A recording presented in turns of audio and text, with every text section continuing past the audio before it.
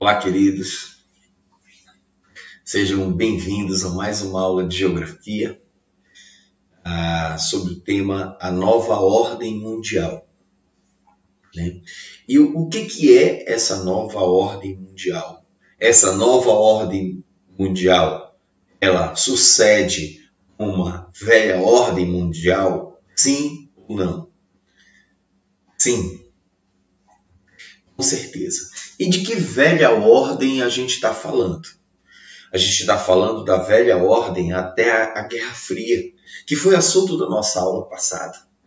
Então, a gente entender a nova ordem, essa mudança de geopolítica mundial, a gente precisa, com base na aula anterior, entender o que era, como funcionava a velha ordem. E isso nós falamos. Nós falamos de um mundo bipolar, um mundo baseado em dois polos de poder. Um sob o viés socialista, e o outro sob o viés capitalista. Um gerenciado pelos Estados Unidos, outro gerenciado pela União Soviética. Nós temos aí sistemas diferentes. Nós temos o sistema capitalista, nós temos o sistema socialista totalmente antagônicos, que gerenciam o planeta, que gerenciam o nosso mapa geopolítico mundial. Ok?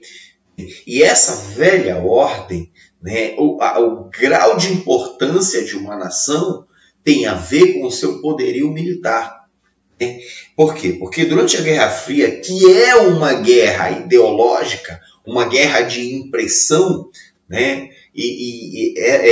o país que demonstrar o maior poder militar, o maior poder bélico, esse país terá uma maior importância nesse cenário mundial, nessa chamada velha ordem. Então, a velha ordem, esse mundo bipolar, está estabelecido dessa forma, dessa dicotomia entre capitalismo e socialismo. Ok? E a nova ordem mundial? Essa nova ordem, ela se inicia nos anos 90. Nós temos aí, em 90, 91, alguns fatores que vão marcar o fim da velha ordem, como a queda do muro de Berlim, a reunificação alemã, a desintegração da ex-União Soviética. Então, esses são fatos que vão marcar o fim da velha ordem mundial. Então, no início dos anos 90, esse cenário geopolítico mundial, ele passa a se configurar de acordo com daquilo que vai ser chamado agora de nova ordem mundial, que vai substituir, como eu acabei de falar, o mundo bipolar, o extinto mundo bipolar da Guerra Fria. Ok? Esse mundo dicotômico entre socialismo e capitalismo. E agora, nessa nova ordem mundial, nesse novo contexto político, os Estados Unidos, como ele vai sair ainda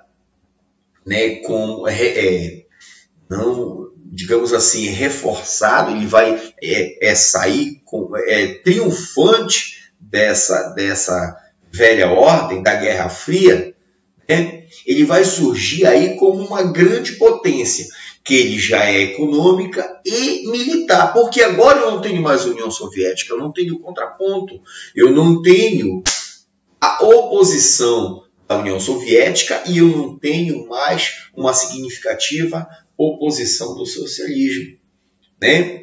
Mas, ainda assim, nós temos outras potências econômicas. A gente pode citar a Alemanha, Japão, Itália, Canadá, mas, apesar da sua importância econômica no cenário mundial, eles não têm condições de se contrapor à influência, à superinfluência dos Estados Unidos, tanto nas decisões nas organizações internacionais, e ainda os Estados Unidos se mantém como potência bélica. Só que agora, esse fator ele vai contribuir para a difusão do modo de vida estadunidense, desse modo de vida norte-americano pelo mundo. Né? Ele vai servir agora, essa nova ordem vai ser a disseminação do modo de vida norte-americano, né? Através do cinema, através da mídia, né? E todo esse cenário ele vai influenciar o modo de vida, o padrão de conduta em todo o planeta. Ok?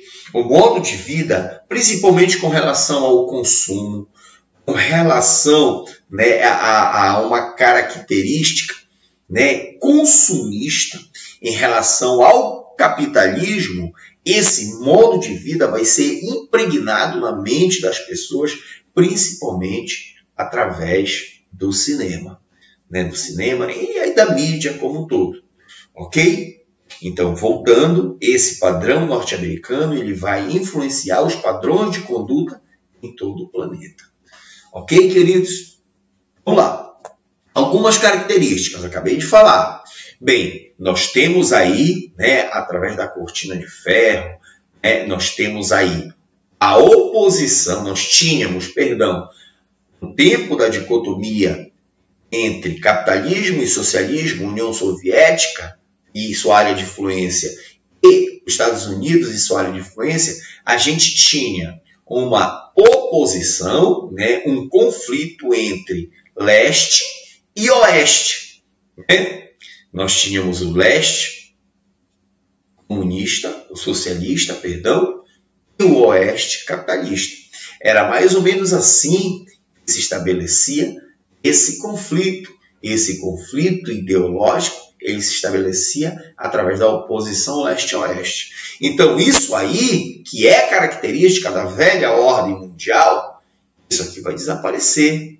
Não tem mais esse conflito. Lembra que eu falei para vocês que, a partir da desintegração da ex-União Soviética, as suas ex-repúblicas, né, os países que compunham a ex-União Soviética, eles vão se inserir gradativamente na economia de mercado e não mais têm as características do socialismo. Ok? Com o desaparecimento do conflito leste-oeste, agora eu tenho um outro conflito, não mais bélico, mas um conflito econômico. Como assim? O conflito, vocês podem olhar aí nessa imagem que está aí lá ao lado, não sei se é essa charge aí, né? Mas você tem como se fosse aqui é chamada linha burra. A linha de oposição entre o norte desenvolvido e o sul subdesenvolvido. Ok? E você vê que ela é chamada linha burra, porque se você observar, essa linha burra, ela vai inserir, ela vai dar uma curva lá por baixo para inserir, olha lá, a Austrália e a Nova Zelândia, e ela vai subir um pouquinho, né? Ela vai subir um pouquinho, se você prestar atenção, para incluir a China. Ok? Então, aqui eu tenho a oposição, a nova oposição, um novo conflito econômico agora, econômico-social entre o norte desenvolvido e o sul subdesenvolvido, ok? Entre as grandes potências do norte, né, e os países do sul, ok? Vamos lá? Quais as características dessa nova ordem mundial? Bem, antigamente, lembra vocês que eu falei sobre algumas alianças, por exemplo, a Aliança Militar, a OTAN, a Organização do Tratado do Atlântico Norte, gerenciada pelos Estados Unidos, né, principalmente pelos Estados Unidos, pelo seu gerenciamento capitalista, era uma aliança militar entre as nações capitalistas, né? Então, de acordo com o seu poderio econômico, com o seu poderio bélico, né, com o seu poderio militar, o país ele tinha uma determinada importância. Agora, na nova ordem mundial, as alianças entre as nações, elas são feitas pelo grau de afinidade econômico-comercial e não mais militar, né? Ou seja, os países eles vão se aliançar de acordo com a sua afinidade comercial e econômica. A questão ideológica, antes que imperava entre socialismo e capitalismo, ela deixa de existir. O que é que importa agora é a questão mercadológica. Entenderam? Então vamos aí, voltando.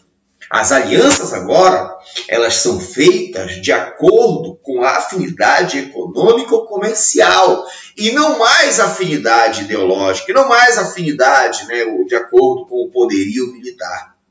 Ok? Agora, as alianças, elas são feitas de acordo com a afinidade econômico-comercial.